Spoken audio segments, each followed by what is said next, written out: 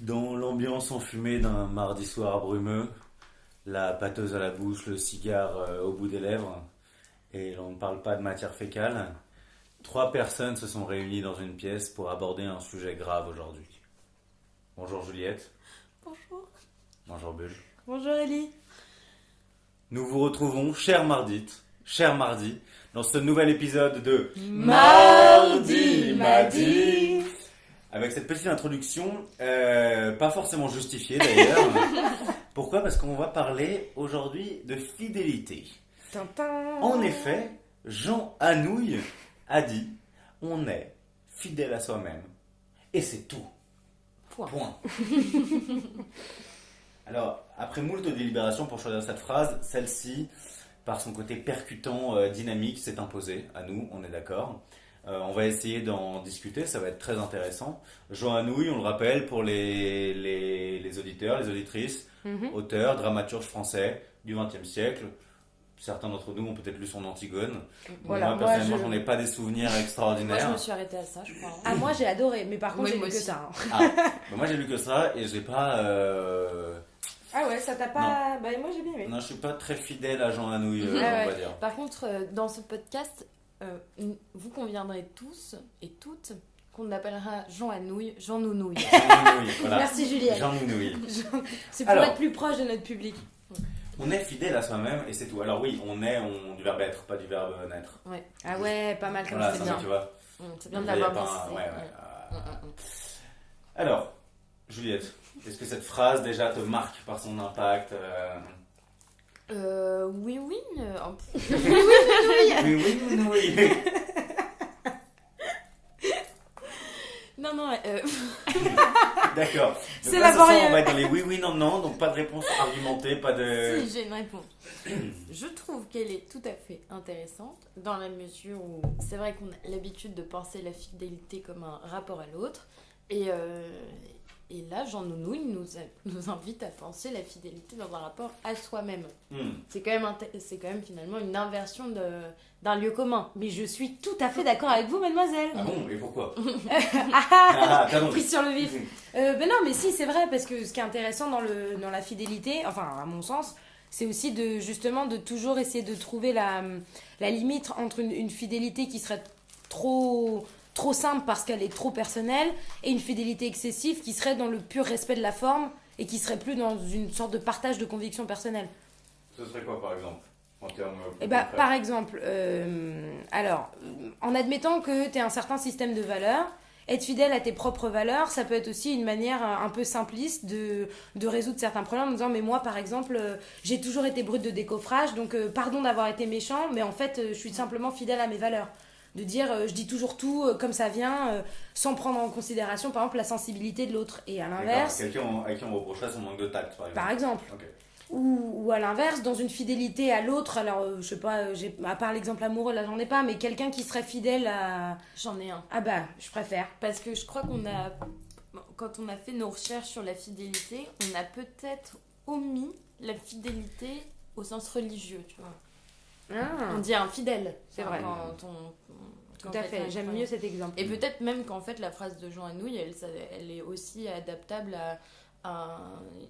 enfin, je veux dire, il faut peut-être aussi la remettre en contexte. Et peut-être qu'à des moments où, pas forcément la religion, mais même en politique, on a fait confiance à des gens un peu aveuglement, la fidélité est aussi quelque chose à remettre était à remettre en question. Je sais pas. Hein. Mais alors c'est intéressant parce que donc là on parle de la fidélité à soi-même, mais justement dans un rapport à l'autre, fidélité, il me semble que ça vient quand même de fidé qui veut dire foi. Ah bah oui, c'est assez peut-être ça. intéressant Ouais. parce que si être fidèle, c'est avoir foi en l'autre, par exemple, il y a quand même un truc de réciprocité. Ça veut Tout à dire fait. que quand on est fidèle, c'est l'autre qui a foi en nous, mais ça veut dire que forcément être fidèle, c'est forcément un truc réciproque. Enfin, en tout cas, qui se laisse mal aborder dans la symétrie, quoi. Ouais. Qu'est-ce que t'en penses, Bulle? Bah non, mais je suis Est-ce que tu assez. penses, par exemple, qu'on peut, avant de voir si on peut être fidèle à soi-même, etc., est-ce que tu penses qu'on peut être fidèle de manière non réciproque? C'est-à-dire un fidèle et un non fidèle? C'est ça qui est compliqué, c'est qu'en fait le principe de fidélité, il me semble aujourd'hui qu'il a été un peu galvaudé parce que pardon, mais c'est la première fois que j'utilise ce mot. et puis il est sorti hyper naturellement, j'en suis très fière. Galvaudé. Tu l'as bien assimilé. Je te remercie, Juliette. C'est un Et métier. vintage. Et parce qu'aujourd'hui, en fait, tout le problème de la fidélité à l'autre, là on part dans cette idée de fidélité à l'autre, c'est que à partir du moment où tu es incapable de connaître la foi profonde que l'autre a en toi ou réciproquement, finalement tout ça se base sur une sorte de manifestation extérieure qui du coup devient quantifiable en fait. Tu es fidèle jusqu'à un certain point parce que, pour plein de raisons, comme tu parlais de l'exemple religieux, on pourrait considérer quelqu'un de fidèle parce qu'il a des manifestations de foi, mais rien ne prouve qu'intérieurement, ces manifestations, il les suit véritablement. On peut très bien joindre les mains et prier en latin, ça veut pas forcément dire qu'intérieurement, on est vraiment en train d'adresser un message à quelqu'un. Ou voilà. Tu vois, je pense par exemple au maître et l'esclave, ou au maître et au serviteur. Le serviteur est fidèle à son maître. Mais Bon, là, maître, pour le coup, avec le maître et l'esclave, c'est quasiment une relation maître-chien, presque. Donc il y a un côté, il est très fidèle, hein, ce chien. Mais pour le coup, l'inverse n'est pas vrai, quoi. Oui, mais parce qu'en fait, pour moi, il n'y a pas de vraiment fidélité. Et je pense que justement, quand on parle de fidélité envers quelqu'un d'autre, donc on pense le concept de la fidélité dans sa réciprocité. À l'inverse, je pense que si on pense le concept d'infidélité, on le pense rarement dans sa réciprocité, tu vois. Je pense que quand on réfléchit à l'infidélité, on le voit souvent comme la faille d'un des deux membres. Ou ça dépend brise oui. ce truc mutuel de fidélité.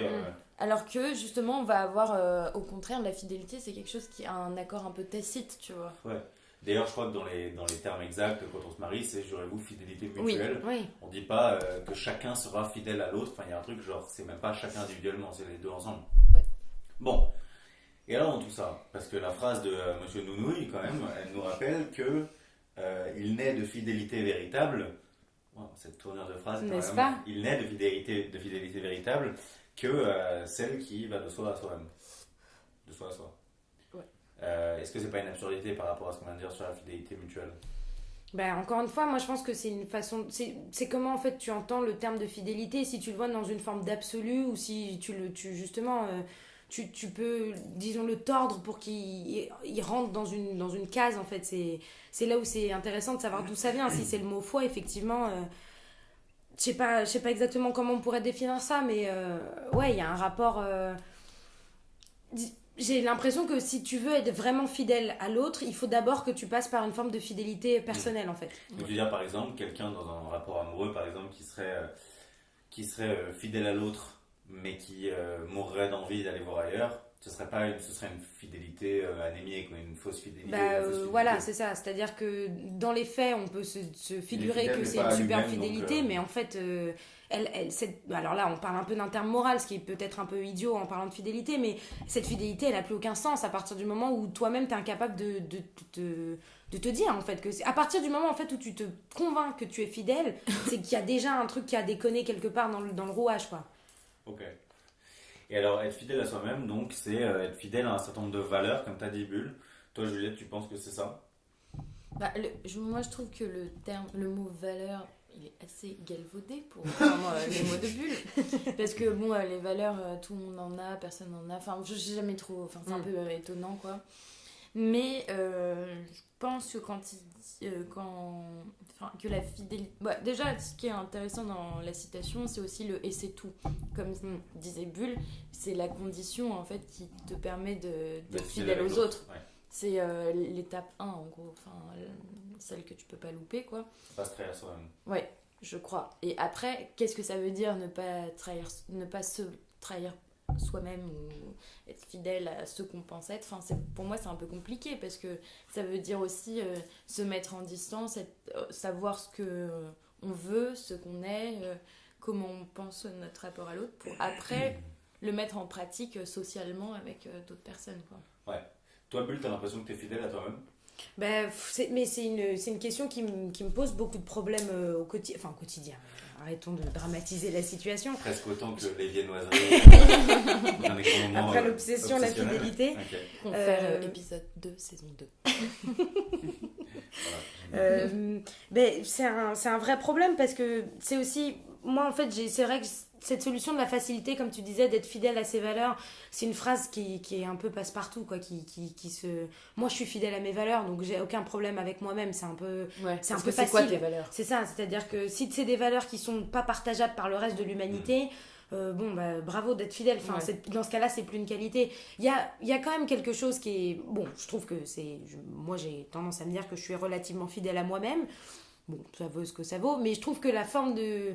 Disons que cette fidélité, pour que je la trouve véritablement applicable, c'est que j'arrive à la partager. C'est là où c'est un peu ambigu, tout ce terme de fidélité. C'est qu'il faut que, extérieurement, peut-être, j'ai la confirmation, ou en tout cas que j'arrive à retrouver dans l'autre une part de reconnaissance, qu'on sache que c'est vraiment une forme de fidélité. Parce que sinon, la fidélité n'a aucun intérêt. Moi, personnellement, j'ai l'impression que être fidèle à soi-même, c'est un peu s'enfermer dans une sorte d'immobilisme. Moi, je suis plus partisan justement de ne pas être fidèle à soi-même, c'est-à-dire d'essayer de se réinventer, de se redécouvrir, de se dire, bah tiens, et si j'essayais autre chose, etc. Je trouve qu'être fidèle à soi-même, c'est une bonne excuse pour rester enlisé dans une identité un peu superficielle, pas terrible, avec des valeurs partagées ou non. Mais où concrètement, voilà, on bouge pas trop, on change pas, on essaie pas de... C'est pas, en fait, je pense pas que ce soit une attitude très ouverte sur le monde que de rester fidèle à soi-même, tu vois. Ouais, mais je pense aussi que... Enfin, moi, je pense que vraiment, c'est en fait une phrase assez politique parce que la fidélité, c'est quand même un rapport... Enfin, je pense qu'il faut vraiment le lier au social parce que c'est quand même, même si c'est un rapport à soi, c'est aussi un rapport aux autres. Et ok, donc l'enfermement, d'accord, mais je pense que... j'ai perdu le fil de ce que je voulais dire. Un rapport social. Ouais, c'est que ce qu'il veut dire, ou en tout cas moi, la manière dont je le comprends, c'est que d'accord, tu peux pas t'enfermer dans ton truc, mais en même temps, tu peux pas aller vers les autres en n'étant pas d'accord avec... Oui, il faut au minimum un substrat d'identité. Voilà, c'est ça. Et c'est qu'en fait, cet immobilisme, il est mauvais, mais et je pense qu'il est aussi critiqué parce que par la phrase « et c'est tout », parce que je crois que c'est aussi un aveuglement que de fermer les yeux sur ce qu'on est et d'aller vers des autres un peu par dépit parce qu'on a besoin de se socialiser ou en fait c'est un mensonge quoi. La fidélité elle peut être un mensonge si elle n'est pas ressentie par j'arrive pas à parler ce soir là. Non mais moi je vois ce que tu veux dire et je suis d'accord parce qu'il y a quand même moi dans cette idée de fidélité à soi-même, bon après c'est une interprétation mais j'y vois un truc très stoïcien il faut accepter les choses, il faut t'accepter toi comme tu es parce qu'il y a comme tu sais avec le mot substrat il y a quand même au fond même si c'est pas forcément on peut pas le considérer comme un système de principes ou de valeurs, il y a quand même des choses que tu sais de toi qui vont te rendre heureux ou au contraire qui vont te rendre malheureux, qui vont te permettre de t'épanouir ou qui au contraire vont te vicier, qui sont pas que tu peux pas nier sous prétexte que tu ne veux plus être fidèle à rien. Mais justement, moi ce que je trouve intéressant dans la phrase de Nounouille, c'est qu'il dit pas il faut être fidèle à soi-même et c'est tout, il dit on est, c'est-à-dire il y a des choses, c'est pas vraiment un choix. C'est-à-dire on est comme on est nécessairement fidèle à soi-même et parfois trop, tu sais, parfois quand tu dis putain cette personne, c'est expression, je sais pas. Elle est comme ça. C'est Quentin qui fait du Tarantino, ou c'est Damasio c'est Alain qui fait du Damasio. C'est-à-dire en mode, il y a un moment donné où t'es un peu trop toi-même et ça peut être cool parce que genre les autres peuvent reconnaître en toi un certain nombre de traits de personnalité qu'ils apprécient parce que c'est tes potes. Et parfois, bah voilà, t'es toi-même avec tes défauts, avec tes qualités et t'es un petit peu forcé de rester fidèle à ça. Toi, Juliette, tu penses que t'es fidèle à toi-même? Bah, comme ça, le de but en blanc. Ouais, c'est un peu ça, ouais. Bah, j'ai l'impression, parce qu'en fait, je crois que dès lors que je sens que ce que je fais, la manière dont je réagis ne me correspond pas ou disons te plaît pas, me plaît pas, mais du coup, c'est un moment où je vais me mettre vraiment à distance et des fois, c'est les autres qui vont me le rappeler, c'est pas forcément quelque chose que tu ressens toi-même. Bah ça va tout de suite, je vais pas me sentir bien. Donc je pense que nécessairement on est enfin je veux dire par essence fidèle à soi-même parce que les moments où on va se remettre en question, c'est finalement ces moments où on va se sentir infidèle par rapport à ce qu'on pense être, tu vois. Enfin je sais pas. Mais alors moi personnellement, est-ce que je suis fidèle à moi-même là maintenant? Oui, parce que oui. Mais il y a des moments où je me dis genre tu sais, les moments où tu te mets un peu en scène, où tu dois agir parce que tu occupes une place, bah, par exemple au travail ou à la fac, tu occupes juste une place où tu te sens pas forcément à l'aise et tu joues un rôle en fait. Moi, c'est dans ces moments où j'ai l'impression de pas être fidèle avec forcément ce que je pense ou la façon dont j'aimerais me voir aussi. Est-ce que ça rend malheureux d'être infidèle à soi-même, Bulle? Justement, moi j'étais en train de réfléchir à la formulation de Nounouille et je me disais, on est fidèle à soi-même et c'est tout. Il y a aussi je trouve qu'en fait il y a une forme de fatalisme qui est peut-être un peu Triste. Ouais, de se dire qu'en fait on n'est tout simplement pas capable d'être fidèle à autre chose que soi et que cette fidélité dont on parle justement, alors que ce soit une fidélité religieuse ou amoureuse ou je sais pas, amicale ou politique, en fait c'est quelque chose dont on est profondément incapable. Et qu'au bout du compte, malgré, je sais pas, les apparences extérieures que tu peux envoyer, la seule fidélité que tu peux respecter, c'est que tu peux et que tu dois et que tu peux, parce que du coup c'est lié, c'est toi-même en fait. Et que... C'est peut-être aussi parce que c'est la forme d'infidélité qui rend plus malheureuse, c'est-à-dire que c'est, par exemple, c'est évidemment que tu peux ressentir, imaginons, je repense de nouveau à la fidélité amoureuse. Mais tu vois, par exemple, bon, tu trompes ton mec, tu trompes ta meuf, bon, c'est horrible, etc. T'es en empathie avec l'autre qui est malheureux ou pas, mais bon, bref. Mais ça reste une forme d'empathie, alors que le moment où tu agis contrairement à ce que tu penses vraiment et où ta vie se dirige vers quelque chose qui ne te ressemble pas, que tu ne veux pas, ben, je pense qu'il y a un truc un petit peu indépassable avec l'idée de se trahir soi-même plutôt que de trahir l'autre. C'est-à-dire tu peux trahir l'autre et c'est horrible, et tu vas trahir un ami, c'est horrible.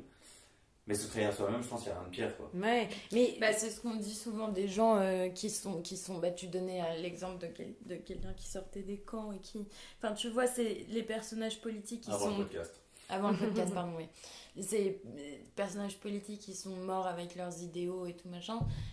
La morale souvent qu'on donne, c'est genre bon bah ok, ils sont morts dans des conditions, mais ils ont resté fidèles à leurs idées, ouais. comme si c'était la chose essentielle en fait. Qui restait. Et puis, je reprends ton exemple de la tromperie amoureuse, il y a aussi je suis complètement d'accord avec toi, et c'est surtout, c'est là où c'est peut-être le plus tragique, c'est que t'as beau te mettre dans l'empathie de l'autre, et peut-être même regretter finalement le geste qui a été celui de la tromperie, au fond si tu l'as fait, c'est parce que t'avais pas le choix que de le faire. Donc oui, c'est être fidèle à soi-même, mais c'est aussi une nécessité en fait.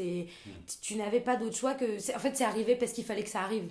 Et que certes, c'est une fidélité qui est rompue d'un certain côté et qui n'est qu'en fait une sorte de retour de flamme de ta propre... qui t'oblige en fait à te rendre compte que t'es comme ça et que c'est comme ça que ça fonctionne en fait. Ce qui peut être aussi une méga douille, tu vois, c'est aussi un peu facile de dire ouais, je t'ai trompé, je suis désolé, mais je suis resté fidèle à moi-même. Tu vois, en fait, c'est là tout l'ennui. C'est pour ça que je trouve que c'est à la fois hyper dur comme phrase quand il dit on est fidèle à soi-même, mais c'est tout.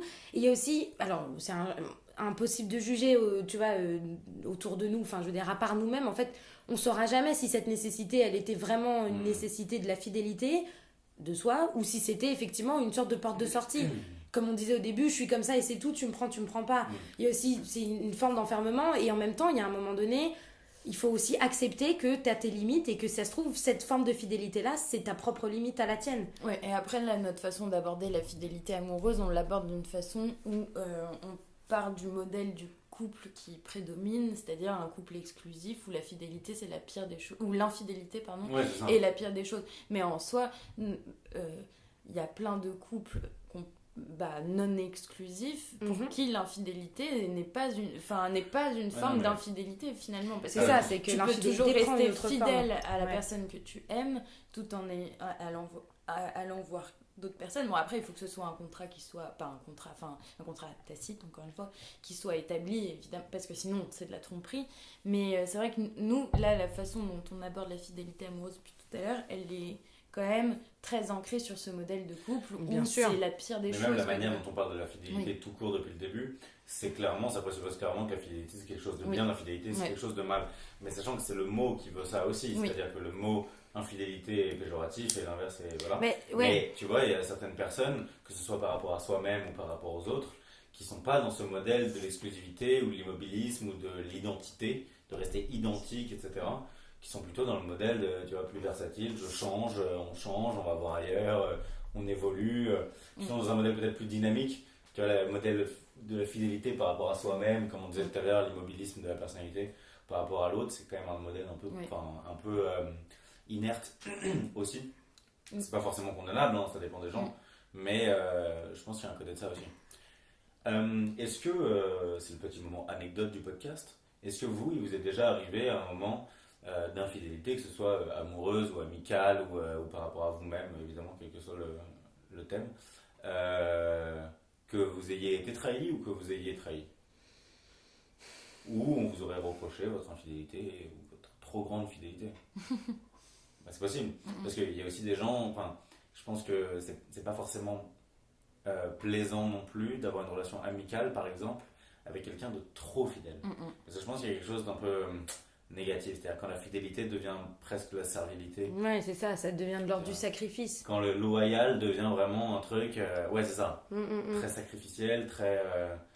C'est pas forcément un rapport d'égal à égal, quoi.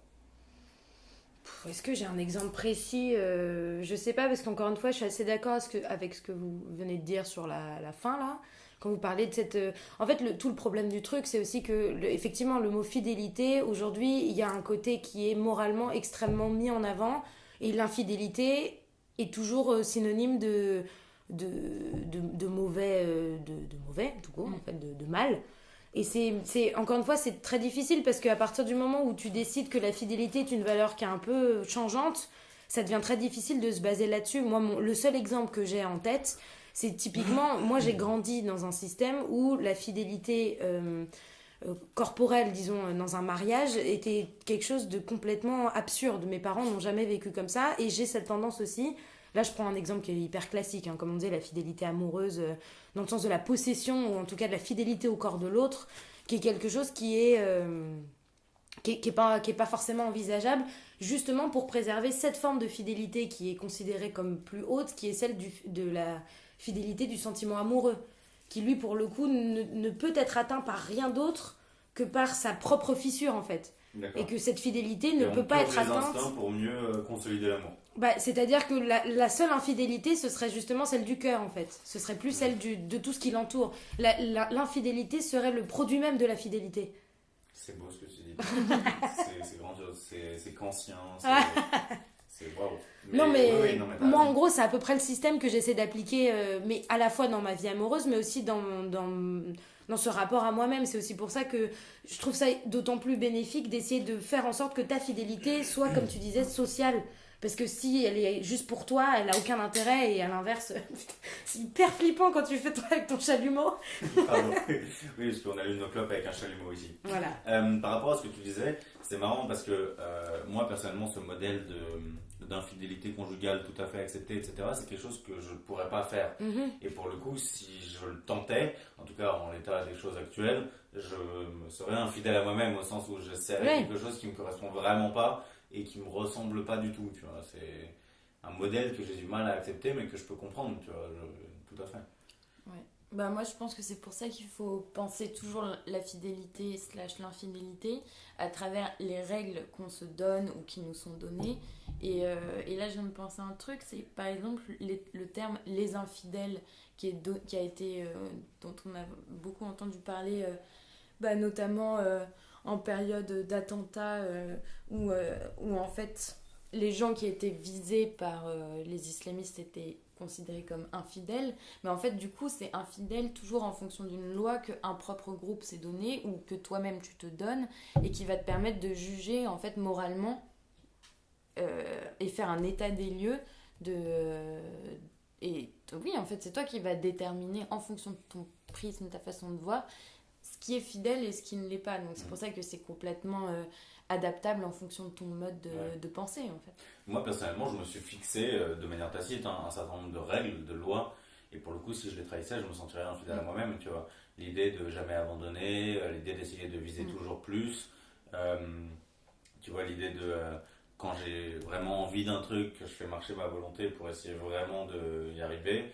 C'est un truc, tu vois, et quand je cède, je me sens vraiment mal dans ma peau, quoi. Par exemple, je sais pas, si je me dis, ok, aujourd'hui je bosse, enfin, ou demain je bosse, et que demain je bosse pas, genre, je me sens vraiment un peu, alors c'est la voie de la culpabilité, mais je me sens un peu trahi. Parce que pour moi, c'est une des règles les plus importantes de quand tu te fixes quelque chose, ta volonté te pousse vraiment à le faire. Moi, je repense à une petite anecdote assez marrante qui m'est arrivée chez des amis, chez mon ami Sinapeg. On était donc en plein repas avec la famille de Sinapeg, on était plein d'amis, bref, on était 15. On discutait, c'était super. Et la mère de Sinapeg. Je vois venir la suite gros comme une maison. La mère de Sinapeg a profité d'un moment de silence. Donc, la mère de Sinapeg me connaît depuis que j'ai 8 ans. Elle me connaît bien, donc. Mais parfois, elle balance un peu des choses comme ça à l'emporte-pièce. Et elle a un peu déclamé comme ça devant tout le monde. De toute façon, Ellie, il est infidèle. Depuis qu'il a 8 ans. C'est ça la fin de la phrase aussi. Et c'était à la fois très très drôle parce qu'en réalité, ça voulait rien dire. Ouais, c'est vrai que ça voulait rien dire. Ça voulait rien dire. J'imagine qu'elle devait peut-être penser au rapport amoureux. Ce qui d'ailleurs est faux. Je vois pas comment la mère de Sinapeg pourrait même savoir. Au mieux peut-être déduire d'hypothèses ou quoi. Mais juste dit comme ça on aurait dit Ellie est infidèle et c'est tout. Ouais, c'est vrai. Un truc tellement une sorte absolu. de Jean Nounouille, quoi. Voilà, un truc tellement absolu que ça perdait un peu de son sens. Et en même temps, il y avait un côté super violent. parce que j'étais entouré de ma copine, mais aussi de mes amis. Et il y avait un côté lui faites pas confiance. Ouais, quoi. dénonciation. En tout cas, oui, mais enfin... Instable. Ce qui était marrant, enfin moi j'étais là aussi lors de cet événement. Et on est ravis C'est d'y avoir participé. ça avait plus ce côté drôle parce qu'absurde, parce qu'au fond du fond... ouais, c'était profondément gratuit, quoi. C'était Ouais, complètement c'était gratuit dans la mesure où justement, tu rappelles que tu connais les parents de Sinapeg depuis que tu as 8 ans, tu en as 23 ans, donc l'infidélité amicale en tout cas, elle est contestable aussi. Tout à fait. C'est d'ailleurs, je pense que j'ai dû lui répondre... je suis peut-être infidèle, mais je reste fidèle au repas de famille. Chez les Peg. Chez les Peg, exactement. Est-ce que l'une d'entre vous a un coup de cœur, coup de gueule? Oui. Pardon, c'était le cri du cœur. C'est disons que c'est une métaphore personnelle. Mais là, nos coups de gueule, ils doivent être liés au sujet ou moi, c'était lié, mais... Ouais, tant mieux. Tant mieux. Ou juste on a un coup de gueule. J'aimerais bien parler d'un livre qui n'a rien à voir. Non, mais c'est une métaphore, une parabole que vous interprétez comme vous le voudrez. Quand j'avais 13 ans, j'aime bien partir des vieilles anecdotes. When I was 13, je m'étais moi-même dicté un système de valeurs complètement random que je m'étais collé à moi-même. Je m'étais promis 3 trucs. Que je fumerais jamais, ce que je suis en train de faire. Ce que je ne boirais jamais, ce que je suis en train de faire. Et que je ne ferai jamais de podcast. Jamais je ne participerai à Mardi Madi. Et que je ne coucherai jamais avec un garçon avant mes 18 ans. Et encore, c'était la clause importante, il faudra que ça fasse 1 an pour être sûr qu'il le fasse par amour pour moi et pas juste pour mon cul. Qui est une 3e clause que je n'ai pas respectée, que ce soit dans un sens ou dans l'autre. Et je ne me suis jamais sentie aussi bien qu'après avoir brisé ces 3 règles que je m'étais promises. Alors là, clairement, en fait, mon idée... de te donner des... oui. Tu les avais formulées? Oui, mais dans ma tête, c'est-à-dire que mais j'ai dû m'enfanter en plus auprès de mes amis de l'époque qui justement, en fait, je pense que si je me suis fixé ces règles-là, c'est parce que j'évoluais dans un milieu qui faisait que ces 3 règles, de toute façon, j'étais obligée de les respecter parce que j'avais pas le choix. Et en plus de ça, parce que ça allait parfaitement dans l'image sociale qui était la mienne à l'époque. Ouais. Et quand je les ai brisées, ouais, voilà, par exemple. Et quand je les ai brisées quelques années après, et ça n'a pas pris très longtemps non plus, en fait, je me suis rendu compte que c'était complètement aléatoire, que je m'étais fixé ces règles-là sans même m'interroger sur moi, mon goût et ce que j'avais envie de faire. Et paradoxalement, je me sens beaucoup plus fidèle à moi-même depuis que j'ai brisé ces règles-là qu'avant où je me les étais fixées. En fait, juste simplement pour me fixer ce qu'on disait des valeurs ou des principes qui mais c'est marrant pas de fondement. Parce que tes règles, elles ressemblent aux règles qu'on donne à des petites filles. Enfin, c'est les règles de jeunes filles. Ouais, oui, c'est ça. Tu fumes pas, tu bois pas, tu couches pas avec n'importe qui. Enfin, Tout à fait. Bah voilà, T'avais c'était bien mon petit assimilé message. ce qu'on projetait sur toi, c'est très bien. Bah voilà. C'est bien, écoute, tu vois, ça contrebalance l'exemple pour ma part qui est que je me sens mal quand je suis pas fidèle à mes propres valeurs, tu vois. Moi, je m'étais fixé comme valeur de fumer à 13 ans, de boire à 13 ans et de me dépuceler à 13 ans, tu vois. Donc c'était plutôt... Heureusement qu'on s'est rencontrés après. Oh putain. T'imagines? Mais moi, je me suis jamais fixée. J'ai pas l'impression de m'être fixé des valeurs, quoi. Bah tant mieux, hein, parce que c'était Tu vois, à une de 13 mes ans, on est pires un peu en idées. quête d'identité, tu vois, t'as envie de te fixer Ouais, des mais, commandements mais personnels. peut-être que inconsciemment je m'en suis donné, mais j'ai jamais eu j'ai pas le souvenir de m'être dit tu tueras point. Tu racontes quand même, moi j'ai le souvenir de me l'être dit. Quand même, tu vois, moi, il y a Bah un non, moment je donné, me dis. Non, mais tu vois, sur ce mode injonctionnel. Je sais pas si ça se dit. Injonctif. Injonctif. Et encore, je suis pas sûr. Peut-être, et j'aime bien terminer ce podcast là-dessus, parce que ça ouvre le champ des possibles. Je déteste cette expression. C'est si J'adore, moi, moderne. je trouve ça marrant. Putain, je déteste. Je trouve que ça veut rien dire. Le champ Ah des oui, non, possibles. mais tiens, voilà, mardi prochain, le champ des possibles. Ok, le champ des possibles, on va voir ce qu'on a à dire pendant 30 minutes sur le champ des possibles. On pourra faire des petits jeux de mots. On pourra faire des petits jeux de mots, ouais, si. Pourquoi t'en sens un là, t'en tires un Non, mais le chant, on peut faire le chant CHAMP, Ah ouais. CHANT, Il va s'amuser les auditeurs. le chant des pots PEAUX, Ah ouais, les ok. possibles. Ah oui, des pots. Ciblés. Ah oui, des pots cibles. Ah oui, les Ah oui. possibles. Ok, d'accord. Oh, ça va être Bon, bien. mardi prochain, le chant des pots dermatologiques ciblés. Très bien. Je disais donc. Comme on a Merci dit. Juliette. Je disais donc sur injonctif injonctionnel, peut-être que Alec Fakchek Ah, Vérifiera fera un tout grand retour dans Mardi Madi, peut-être qu'il nous vérifiera tout ça. Et d'ailleurs, peut-être que la semaine prochaine, on invitera un invité mystère, qui reste mystère encore pour nous, puisqu'on ne sait pas Ouais. qui. Mais on a notre petite idée derrière la tête. Allez, on vous en dit pas plus.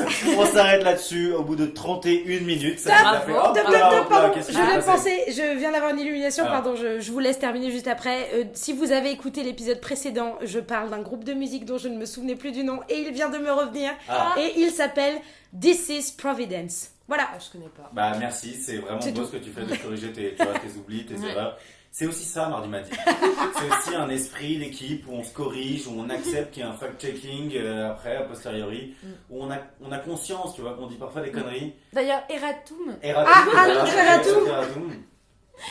pour tous ceux qui ont vu la vidéo du premier épisode de la saison 2, il y a un petit problème dans le titre. On corrige ça au plus vite, on est désolé. Oui, Ah. c'est vrai. Je D'accord, sais que ça pique un peu les yeux. Hein. il n'y a pas de problème. On va changer ça, on s'en excuse par avance. Ça m'a fait très plaisir d'accueillir ce soir Bulle, Juliette, dans cette discussion enflammée, emballée, Merci, autour de Ellie. Jean Anouilh. Attends, j'ai vraiment envie de roter. Oh non. Merci. Vous pouvez m'excuser. Ça aurait été être infidèle à moi-même que de ne pas le faire en live. Merci beaucoup. Restez fidèles surtout. Restez fidèles, surtout restez fidèles à qui? À quoi? À Mardi Madi. Merci beaucoup, on vous fait des bisous, on vous embrasse, on vous retrouve la semaine prochaine. Ciao. Ciao, ciao. Ciao, ciao, ciao.